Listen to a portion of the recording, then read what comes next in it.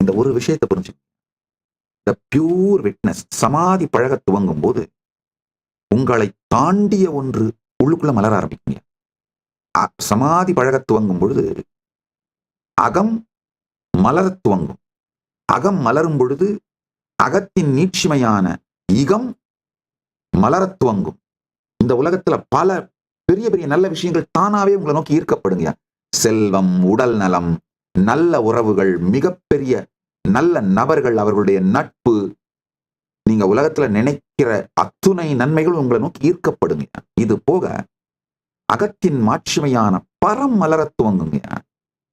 முதல்ல புரிஞ்சுப்பீங்க, நீங்கள் தான் உங்கள் உலகத்தை உருவாக்கி அனுபவித்துக் கொண்டிருக்கின்றீர்கள். இந்த எக்ஸ்ட்ராடினரி அனுபூதி, இது அனுபூதியா உள்ள இருந்து மலருங்க.